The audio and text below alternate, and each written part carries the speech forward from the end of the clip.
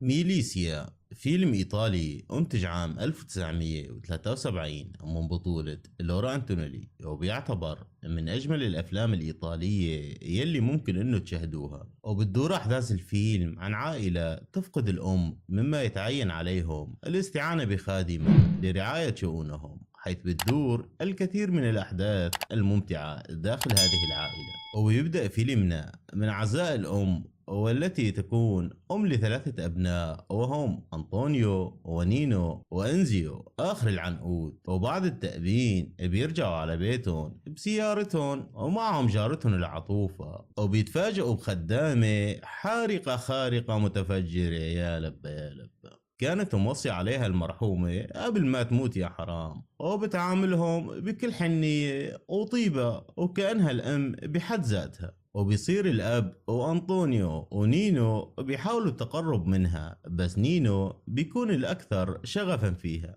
وبيصير يغار عليها من الكل، وبيحاول كتير انه يحصل عليها وما بيخلي حدا يقرب منها. بس الاب يقرر انه يتجوزها، والخانو ما يكون عنده مانع. وهون بيجن جنون نينو، بس شو طالع بايده يا حرام، وبياخدهن الاب لعند الجدة حتى يعرف انجلينا عليها وياخذ الرضا. ايه نسيت خبركن، بيكون اسم الخدامة انجلينا، انجلا يعني. بترفض الجدة انه يتجوزها ابنها، وبيرجعوا على البيت. وبالبيت بيصير نينو يعمل الكثير من الامور لمنع زواج اباه من انجلا، وبيصير يتمادى اكثر معها. وبتدور الكثير من الاحداث المشوقة والرائعة لن نتطرق لها حفاظا على متعة مشاهدة الفيلم كامل. وبيصير يطلب منها طلبات اسكت يا لساني، وهي بتنفذ. شكل الموضوع رايق لها يا عم. وبيوم يضطر الاب انه ينام برات البيت، وبيطلع انطونيو حتى يسهر، ويكون يوم عاصف